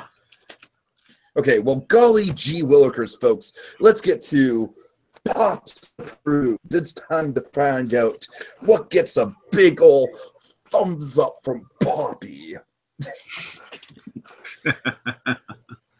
Oh boy, there's so much good stuff here. All right. Like I said, I think it was a very tastefully done issue of the police brutality. I like how it was an African American officer beating on an African American kid, not just that kid. We know this kid. It's Lonnie Wilson. There's the first person Luke saved. Yeah, he's basically one of the first people we see in the pilot too. If I remember correctly, he's a kid getting his haircut in that conversation, right? Yeah, because remember, his mother is the woman. It's Patty. Patty Wilson's the lady who comes in who likes Luke, and she's working on getting her law degree. For sure. And it's his mom. And later on, in episode 2, it says that he shields the kid from the bullets. Anyways. So my point being, I really like how they make a point where even though it was a black cop who beat this kid up, it's still blue. You know what I mean? It's still for police brutality spectrum. I really like the point that they make with that. That's a very subtle and tasteful political point they make there. It is. I mean, let me kind of all encompass a lot of what we're talking about here, because I'm absolutely agreeing with you, Tiki. It's one of the best moments of the episode for me. It's a very bold episode with it's a gamble of a message has the execution of which is just kind of flawless. Again, the moment I would kind of link this to is that the moment that started this sort of thing was the dash cam footage I was going on about last episode. Of course. Again, they executed perfectly where they did it inoffensively. They didn't take a side, but the issue is brought up. And that's what I'm saying we're doing a lot more here, is that it's an important issue, but we're not making it apparent that, oh, yes, we're talking about that issue. And people recognize it. They know, okay, this is what's kind of being brought up. But again, it's like they found, using kind of the hyper reality of superheroes and powers, we can address this in a serious manner and still talk about it inoffensively and not be like a headline grabber of like, Luke Cage is taking a stance on this. Exactly. No one's outraged by this, because again, it's kind of like I wouldn't want to see headlines like that, frankly, Dragon, because like I don't think that's what the show is about. But at the same time, this show uses stuff like that to enhance the story, and I think that's really the point to make here, is that every bold choice they make, every choice they make regarding, the racial tension going on or anything like that, it's not for a headline grab. It's not because, like the SJW culture is in right now or whatever. It's just because of the story. It serves the story and character. Yes. I mean, again, we're using the allegory of kind of this great fictional character. We're using the allegory of kind of, again, the powers and the superheroics for issues of, the police and minorities and everything. Mm-hmm. Sure. And again, all the tensions that's there, and we're applying as well. One of my favorite bits with Diamondback. Let me get there 1 second. Hey, here we go. But there's this great bit in the episode I want to highlight that connects to that, just kind of make it all relevant. I love that we apply racial fear and paranoia with Diamondback's power obsession. They go hand in hand, and it adds a level to Diamond. This is like the chances that we're taking. Kind of, we're expanding upon established characters. We're adding an extra layer there, but it's not. It doesn't feel forced. It doesn't feel okay. We have to add this with his character because he's in Harlem. He's kind of like our mainstay character for this. He has to kind of voice these views. No, he's not. It's something that makes absolute sense with his character. That a guy who understands kind of the populace of people and understands kind of he's an arms dealer. What motivates people? Like he knows the history of guns. He knows. I'll play a scene for him. Wait, no, I'm just jumping ahead of myself here. Great scene. Untraceable, alien metal, explosive. You hit Luke Cage with one of these. He's still alive. If it didn't work, what's the big deal? Well, you don't need to kill God with one shot to sell a weapon. You just need to make him bleed. Good. Who's going to be blood for it? What price can you put on peace of mind? Don't sweat it. The same Judas metal can be broken down for mass production. Each single bullet is less powerful. But now you can put him in a machine gun and let off 100 of those bitches. Mass production is where it's at. I'm a politician. Not a gun dealer. Well, what's the difference? Still fear. Most people need to look at that dash cam footage and ask themselves if the world is ready for bulletproof niggas that eat cops for breakfast. Black fear. After abolition, it's how gun laws got enacted in the first place. Yeah, that's such a rich, deep dive into just, the culture and the tension and everything and how Diamondback is sort of using all that to his advantage and exploiting it. And again, I just love that ending there about the minute of selling the fear, everything towards the end there.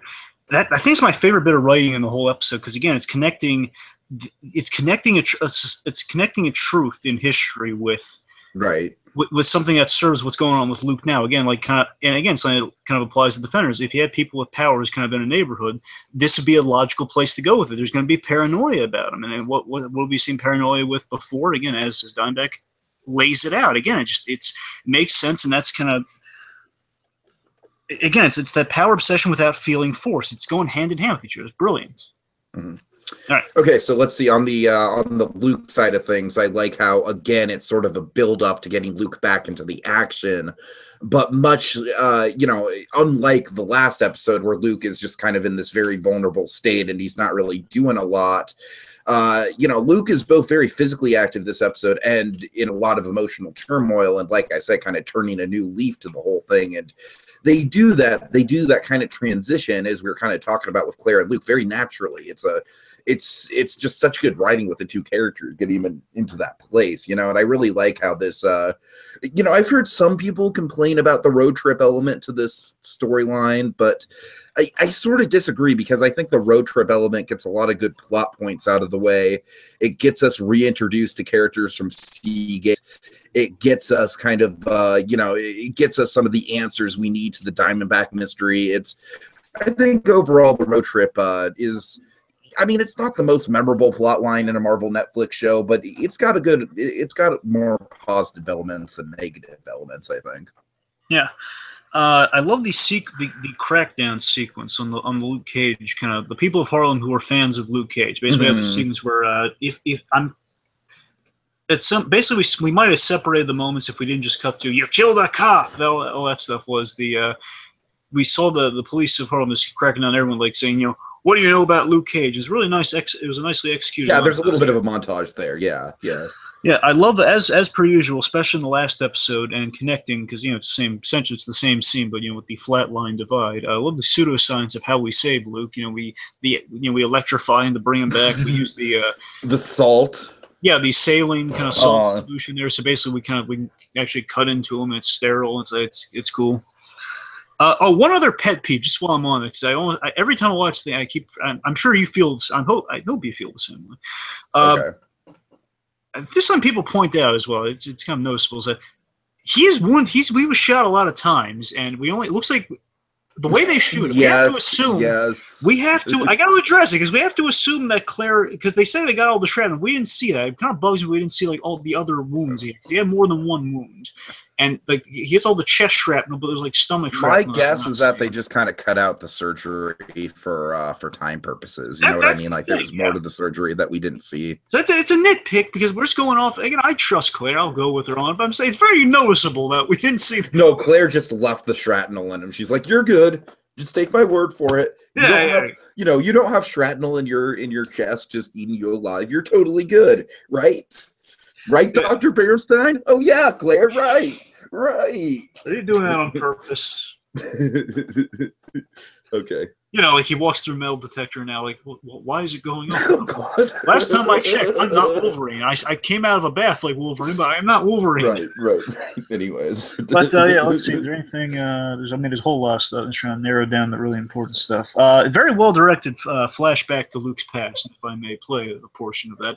What I really want to hit upon, because I'm doing this through Murdoch Vision, folks, but essentially, I love how this is directed, where we have it from Carl Lucas's point of view as a child, and we're going through the scene. We're seeing kind of like his recollection. Basically, it's like a past, not trauma, like a repressed memory. Think kind of like Sally Jupiter from Watchmen. It's like a repressed memory.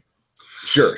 Where deep in he goes back into his father's church, and it's all coming back to him now. Like he's in the perspective of the POV of a child, and we see Dana Stryker and his mother, and then of course from behind I like that we don't see him. We don't see Reverend Lucas, and the events happen. My favorite bit I kind of have here to the end, where kind of Luke's doing his Hardy Boys thing, where he's just kind of putting it all together, really fun, great Mike Coulter performance. Is this bit where Dana says, "Carl," and we see the reflection. We see little kid Luke from behind, and we see the full Mike Coulter Luke Cage in the reflection. That's such a great shot. I could be wrong here. I want to say, because that's such a good shot, and it reminds me so much of my favorite, probably the best Netflix episode out of all, the Shadows Under Glass, which has an identical shot with the Kingpin. Young Kingpin. I want to say Steven Zurich directed this one as well, because he's the director. I mean, I'd like to think you're spot on with that sort of visual imagery, and I like to stuff kind of carries. Like, if anything else, Netflix stuff is, of course, like a little bit. It's loosely tied to the grander MCU, but I feel individual shows and tones and visual motifs are very much tied into each other. So here's the scene, folks, and again at the end there's this really nice kind of inquisitive performance. Like, it's very. I love seeing the PI element of Luke Cage. Not the PI, the detective, because he was a detective on the police force in the show. The detective element of Luke Cage kind of piecing it all together at the end. Really nice performance here. Here we go. It's Murdoch Vision. Look, Alpha, you're not fooling nobody. You're little more than his hoe. We both know it. You think we're the only one? You're through, and you're done. Are you kidding me? Come at me again, bitch. And I won't go back talking about Willie. And you will say a word. And the checks stop coming. You'll get fooled from Legal Academy. So think that you're better.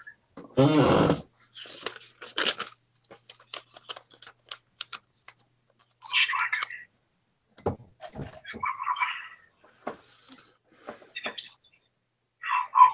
No one dared. It was all the little things. On the side of these Lance was doing service. My mother hated on Willis even after he won the city championship.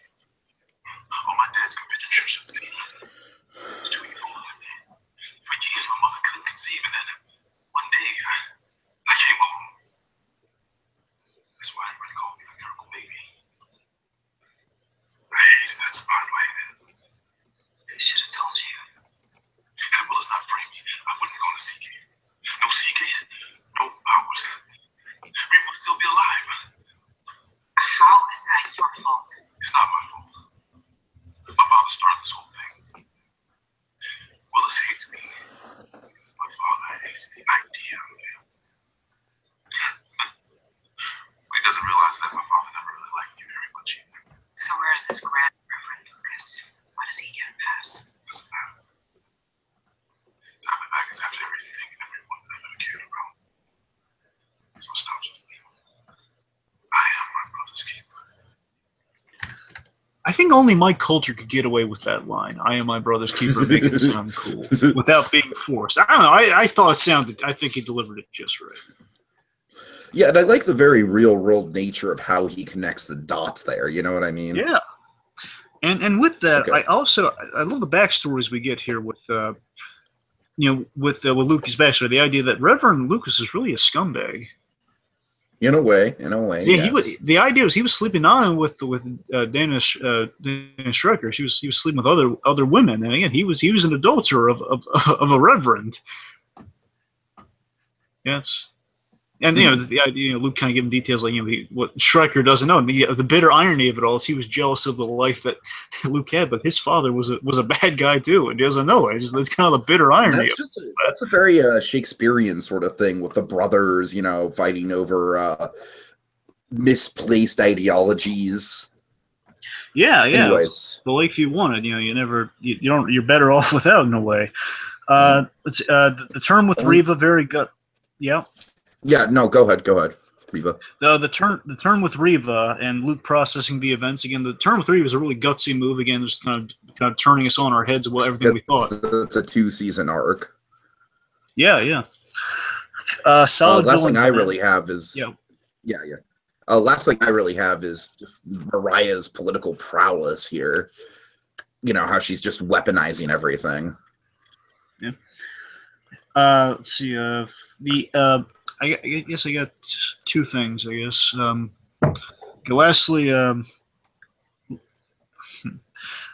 I love we continue the parallel with Luke and Diamondback, and with that we have this great. It's a subtle thing. I call it on the ridge. I don't know how intentional it is, but I don't know. It just sounds like it might be kind of like a smart little thing to put there. We mirror the word always. Of course, one of the big trademarks of the show. Forward, always.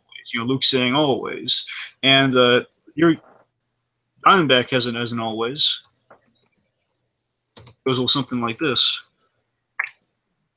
Luke Cage must be the focus. Oh, he is my focus. Always.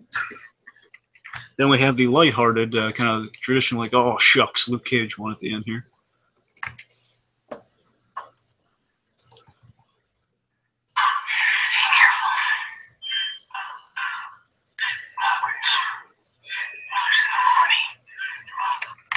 No, you're right, Dragon. That is very much a writing motif within the episode. Good call. Good pickup on that. And lastly, this wasn't really cool in the rewatch in that episode. Last thing is that we end the episode where with Misty and Luke, and we kind of build to these two characters reuniting because they've been kind of separated for a while. True. And what's so cool is when they reunite, they're at the same place where they met each other in the first episode, at the bar in Harlem's Paradise, and Luke being supportive to Misty after all the stuff she was went through in episode 9, kind of regretting that moment with Luke Cage, but at the same time liking Luke Cage, and kind of went like this. And really support a great, awesome fist pumping moment with Luke Cage, which will take us into our next thing right here, where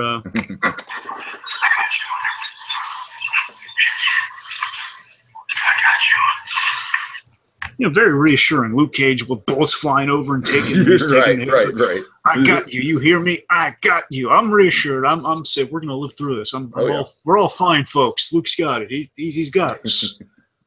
All right, Dragon. Sweet Christmas. It's time to find out what moments made us say "Sweet Christmas." All right. So, Dragon, I will go first. As I was kind of hinting at with the Mariah thing, I love the build up to her weaponizing. I keep using that word, Dragon. I know I'm sounding repetitive, but it's the only word I can use to describe what she's doing here with, weaponizing the Harlem culture against Luke Cage. There's one specific moment I want to bring up with her first speech. She has two really good speeches. Like, the first one's basically a rallying cry, kind of calling everyone to Harlem's Paradise, which is sort of just very visceral against the cops and everything, And I love how it transitions from Mariah, as we said, kind of in, in bratty sister mode, like, you're going to pay. And then it transitions. I don't know the exact transitioning line, Dragon, but it's really good. It cuts from Mariah angry in the police station to Mariah angry at this press conference, like, they're going to pay. And that's just a really good kind of transition into it. And then, Dragon, I believe you have most of the speech, and I'll quickly commentate on that, and we'll move forward.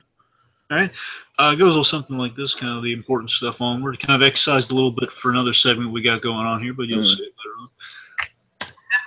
is a liar, he is a menace, and as long as he is running around loose, hiding amongst us, no one is safe. Now, I know what brought us here tonight, the police putting their hands on yet another young black man. It's wrong. It is wrong. No doubt about that. But we cannot lose focus here. A cop was killed by this superpowered menace. And our young brother was hurt during their witch hunt. Brothers and sisters, our world has changed. We have new threats. We got a bulletproof murderer on the loose in Harlem with his own twisted sense of justice, putting us all in harm's way. Do I trust the cops? Not blindly. We need protection from Luke Cage. We need protection from the other powerful people like Luke Cage. We need to arm our men and women in blue so that they can protect us, truly protect us, and never confuse us with those who are the real threat. Yeah. You know what's so crazy about that moment, Dragon, and why I think it works so well, is that her speech is so darn convincing that you almost get onto her side with it. You know what I mean? It's like, even though she's basically it's a rallying cry, like, hey, you know all those characters that you love, that you've been following through their own series, and you know how they're soon going to become a team in a series of their own. Well, screw all those people. That's essentially what the speech is, Dragon.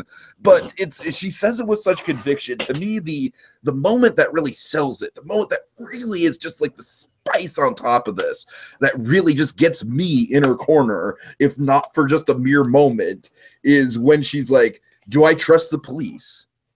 Not blindly. Not blindly. I love the response that gets from the people too, because I love how the people aren't just aren't totally like F the police. You know what I mean? The people are outraged about the system, but at the same time, they respect the system. So Mariah saying not blindly is exactly what they want to hear. It's like, yeah, like they need to be called out on the stuff they're doing, but we need to have some sense of order. As I said, Dragon, the only thing I can say about it, besides the weaponizing thing, is just oh God, it's like a call to arms against the defenders, and yet somehow you're almost on her side about it. So powerful. It's two things. Do you ever notice you have those voices in the crowd? We have like that one guy just basically echoing everything that she's saying. Yeah, basically. Yeah, I did notice that, Dragon. There's always that one guy in these scenes. There's always that one guy just like saying, yeah, bulletproof. No, kind of like that one guy in the audience of the All in the Family episode who's like, oh wow, when we find out who the Christmas present's from. You know what I'm talking about. Yeah. It's always that. There's always that one audience member who just echoes the sentiment of the just echoes the sentiment or the joined revelations. Always that one. Oh man. Let's see. I'm trying to think of something I want to say. Oh yes, it's. I won't go into a tangent like I was planning on. I'm just going to say this. I really like that she's contradicting herself, but no one catches her on it, which is really cool. You know, she's basically kind of like, she brought everyone there purely talking about Lonnie Wilson, you know, the kid who was beaten, but she turns it completely into, hey, let's railroad Luke Cage. And she gets away with it because she's that good. That's the thing. It's like she can say, now basically say, let's not forget that, but basically let's move. Again, she transitions from it, and she's using the kid as like the entry point. Right. As I said, just really, really skillful on a political level, and it's an effective as heck speech, man. I think Frank Underwood would appear, and we know Frank Underwood. He likes his Claire, so I'm sure Claire Temple is not. Oh God, that's not where I thought you were going with it. I thought you were going to say Frank Underwood likes his speeches, but yes, he also likes his Claire. Yep. All right. What do you got? Okay, let's see. So my moment, folks. Oh boy, I only had one moment in mind going into this. My second, if I had to pick, was again that beautiful line delivered by. I also want to point out, like I pretty much knew that you were gonna pick this, but I was like, Maybe there's a snowball's chance in heck that he'll pick something else. Maybe. Nope. Okay, fine. But let me say this though, I want to address. I'm picking this moment not purely for the awesomeness of it, but I'm picking it for I love the emotional kind of depth and like kind of the passion behind Coulter's performance leading up to it as well. So that's a big reason of why I'm going for it here. That's the big undercurrent of why. There is this. Essentially, I'm talking about the barn destruction scene, where basically this is right. We see Luke's reaction right after he listens to the Riva tapes, and he's just kind of processing it. And it's before he kind of calm, cool, and collectively processes it. And basically, Bernstein's kind of saying the wrong things in the scene, where he's learning that Riva was just lying to him from the start. I mean, his whole worldview is shaken in this moment, and basically he's being confronted. But again, this is Luke just outraged at his past in this moment. And again, just the hurt and betrayal on Coulter, which then turns into the fury and anger, and then just kind of that calm, cool. He goes through like three emotions in a scene. It's almost kind of like going through a grieving process, or at least the first 3 stages of the grieving process. Exactly, and it's such a powerful scene. Again, and Luke, but what he does in the scene, my love, it's in Murdoch vision. I had to kind of strip out a lot of the destruction, folks. Just imagine going on a little longer, and you're seeing the lab, the same technology that created Luke Cage. He's destroying, but he can't stand the sight. Speaking of the Murdoch vision, Dragon, I just love the visual of him punching out the support beam in the barn. Yeah, he loves going for the support beams. In the theater, that's true. That's true. He does in the theater too. Yeah, that's like his go-to point of destruction. It's like a mounted punching bag. It's kind of what he views it as. If there was a Luke Cage video game, then they totally have to make a point of support beams being part of the mechanics. Anyways. That'd be cool. but yeah, just this just the passion behind the scene, and also like him taking like part like a tractor, like not a tractor, but like that little that grill. Or he just rams the tractor into the opening of the barn. Yeah, it's like a piece of you barn. It's like a piece of a tractor, like that that thing they used to kind of collect grain, that big spinny blade. It's like he took part of that off. He's just crashing through the barn. It's like it's great. Him destroying the barn is entertaining on its own, but again, the passion. No, but you're right. It's a total cathartic moment. You know what I mean? It's like a bunch of like pent up emotion and energy just all in this powerful moment that is entertaining, but at the same time Coulter does kind of knock it out of the park from an emotional point of view. It hits on all scales. Go ahead. And he can't stand the sight of this representation of his past. This is what's led to all the heartache and everything in his past, all the pain he's went through. Basically, he's finding out all the pain I went through was for nothing. It was for nothing. It was just a manipulation and experiment. And it goes a little something like this. And oh my God, it's Coulter. Like, there's an Emmy scene for Coulter. And there's so many good Emmy scenes for Coulter. It's just like a taste of an Emmy scene, I guess. We're trash. You knew no one would care if we were gone. That was the whole point of Reva's therapy sessions. To separate the trash from the triumphant. To pick out those subjects that were most psychologically ready to survive the process, Carl. Stop calling me that. I'm Luke. Carl died at Seagate. But you're still mining. Like a lovesick puppy for Riva. Please. She lied to everybody. That was her job. She lied to you about her involvement. She lied again when she erased both of you from existence. Thank you for saving my life. You can't take it, right? She knew the stakes. You're the future, Carl. You're a walking fountain of youth.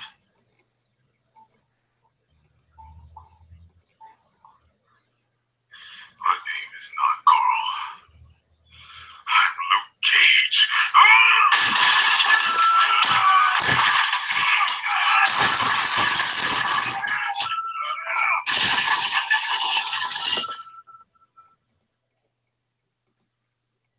You're never gonna do this to anyone else ever again. How's that for stakes? One important thing I neglected to mention, I got to cover, is in that scene, is that another reason I had the moment that gave me no doubt in my mind, this had to be the Sweet Christmas moment, aside from, again, the awesomeness already inherently in the scene. Like, my name's Luke Cage. Aside from that, is the moment where in the sequence, what the build-up of Luke flashing back to like these quick cuts to Reva, basically of like the moments he had with Reva at the end of episode 4. Oh yeah, sure. We cut to those moments really quickly, and we can see the rage and like the heartbreak and all these swirling negative emotions in Luke's head in that moment. Like you see the crestfallenness on it as we cut to that, and it's such a wonderful build to that. You know, I'm Luke Cage again. This is the ultimate scene of him moving forward. I'm destroying my past, so there's no past to go back to. I'm moving forward. I also love how the moment kind of like, you know, it's a great sort of spotlight on the empowering nature of just the name Luke Cage. You know, how the name comes from oppression, but it's sort of a middle finger against oppression. Yes. All right. Okay. All right, Dragon, let's get to the penultimate segment of the episode where we try to connect all the different segments of the Marvel Netflix universe in a segment we like to call Connect the Bullet Holes. Okay. All right. So obviously we got to start at the big sort of meat of this, which is Mariah essentially calling out Jessica Jones. Yes, which sounds a little something like this. Terrorists. That woman over at Hell's Kitchen snapped a man's neck because he was mind controlling her. Dragon, I gotta say, I'm a little bit disappointed that she didn't make any reference to the Devil of Hell's Kitchen. Well, to be fair, it's like Daredevil doesn't kill anyone, where Jessica Jones did kill someone. That's I guess so. Yeah. Right now, Daredevil's kind of something else you got to remember is, if I'm right, I'm pretty sure I am. Now, Luke Cage, I looked into this. Apparently, Luke Cage, the second half, the Diamondback section of Luke Cage takes place around December, and Daredevil, of course, takes place, season 2 ends at Christmas time. So, and it could be at the ending of Daredevil season 2 where they've kind of cemented the Daredevil's somewhat retired right now. He's gotcha. Okay. He's somewhat retired right now. And of course, the thing that's going to pull him out of retirement is Defenders. Yeah, that's the thing. So I don't know. Which is why we see him with like the makeshift mask suit and everything. Exactly. It's either retirement or the fact that it doesn't kill people. One of those two reasons. That's the reason. But I will say this though, just a little hinted Iron Fist. It's not a reference to this. I just want to point out Jessica Jones. Jessica Jones gets the shaft in Iron Fist. She really does. She gets one blink and you miss it reference. It's a good reference, but at the same time, it's like, here's the thing: they will mention every other character by name, but Jessica Jones doesn't. They don't. It's like the Devil of Hell's Kitchen. Iron Fist and Luke Cage, the man with the bulletproof skin. The Jessica Jones, she gets like one just I have a PI and she's worth every dollar when she's sober. It's like that's the only reference. All right. What I'm saying, poor Jessica Jones. She had like one of the anyway. Okay, so outside of that, of course, we get the great continued storyline of using the Judas bullets, and also Dragon. I love. Okay, this is going to sound really silly, but. Oh God, I love this comparison. Oh man, it's perfect. It's perfect, Dragon. Basically what Diamondback uses, that glove thing. It's basically like a weaponized power glove. Yes, so importantly with that power glove, the thing to hit is of course we're Hold on, one second. I have to make this joke, Dragon, okay? I have to, all right? Go on.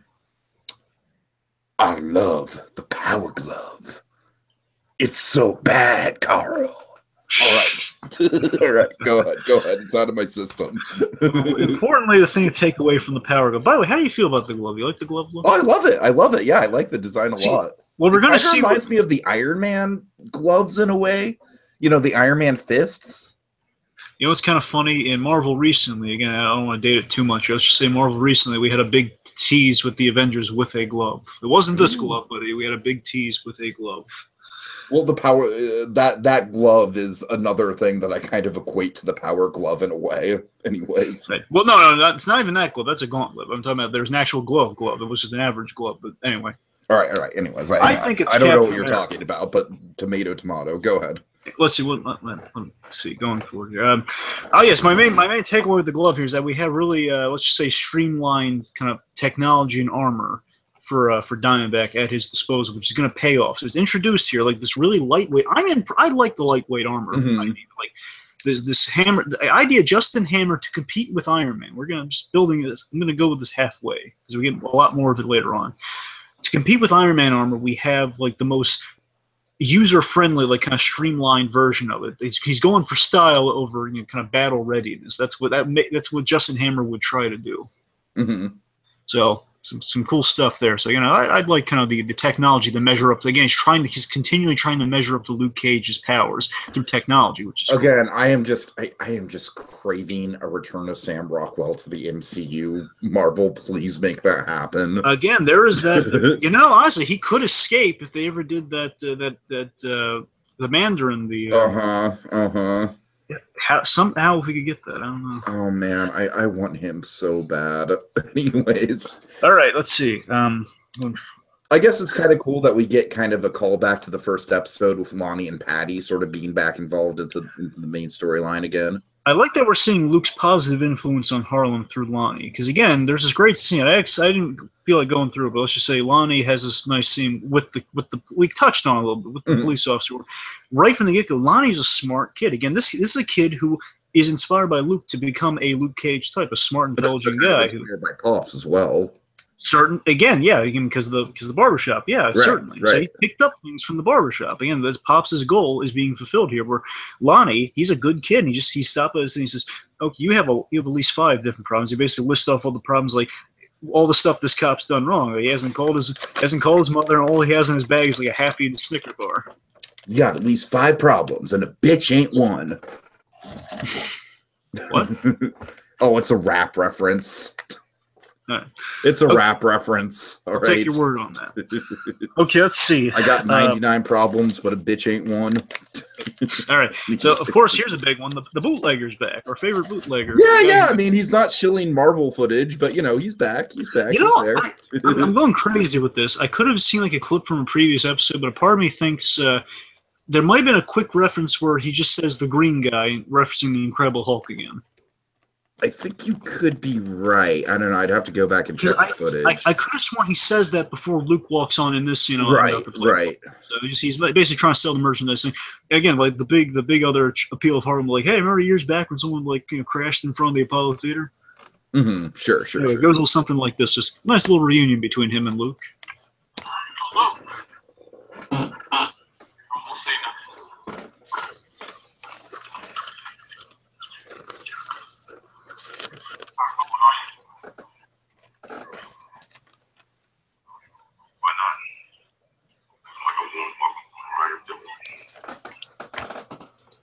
I like that people in Harlem are still, again, like with the familiar faces in Harlem, like showing support with Luke. That's always nice. I won't say anything, Luke. Nice. Yeah, for sure. It's kind of like the train from Spider-Man. It's sort of like we won't tell nobody. The train from Spider-Man. Oh my god. Okay. Okay. Let's else? see. So many Spider-Man references with Franco. Okay, I'm just trying to go through these fast here. Here's the important stuff. Misty is shot in the arm. She's shot in the arm, which, of course, is a very dangerous wound she's going to be contending with going forward. And it's Diamondback fulfilling his promise to hurt her later, which he's done in this episode. Oh, yeah. Okay, let's see. There's chaos at Harlem's Paradise. Big old shootout going on. Essentially, it's going to evolve into a hostage crisis, which we're going to be dealing with. And, of course, we'd be remiss if we didn't mention the whole, the reversal of the Reva storyline, which we've been following for 2 seasons. That was a big sort of connecting point there. The Judas bullets being mass-produced and now just kind of waiting on the okay, which will be explored in the next episode especially. Almost done here. Reverend Lucas as an adulterer and Will Stryker's father. So basically, anything with the father. The father's still an unresolved thing because we don't know if he's alive or not. And, I have a feeling we're going to touch on that more in season 2. I think that's a good direction we could go in there. I remember going into this season the first time wondering if we were going to have a payoff for seeing we got the back of him, and Claire kind of raised the question if he's alive or not. So I don't know. We'll see about that. Yep.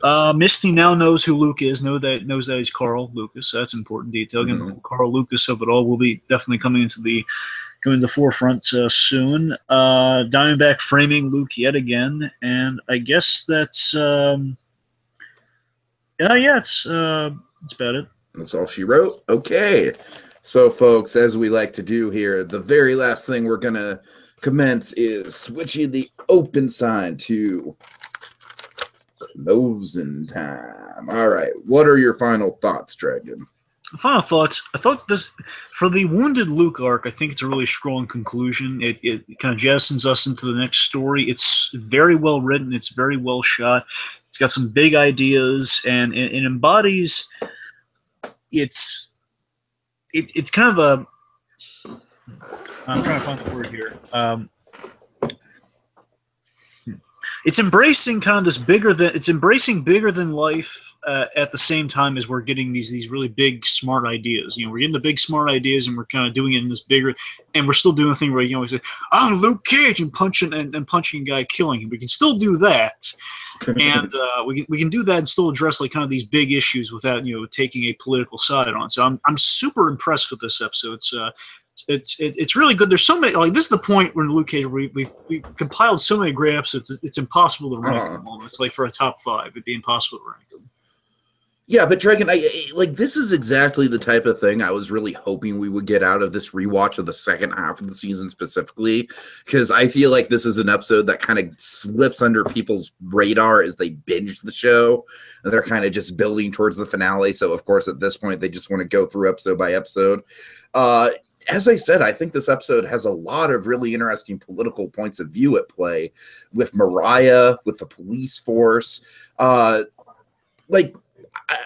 I think last episode the point of interest was more on Misty, just because that was the more interesting storyline. Yeah. Whereas with this episode, like, the Luke stuff is still very good, and it's kind of a good resolution to everything and a good place to move forward. But still, just the fact that the supporting players in the show, Misty and Mariah specifically, you know, can kind of really build on that. And Dragon, that's actually one of the things it's really started to come back to me how much I really loved the rivalry, you know, just sort of the antagonistic nature between Mariah and Misty moving into the final episodes. It gets very, very tense. I'm looking forward to talking about that more. But yeah, I am absolutely satisfied with this episode. I'd say this episode is kind of like a little bit of a diamond in the rough when it comes to the Luke Cage lineup. I don't think people talk about this episode nearly enough. A diamond back in the rough.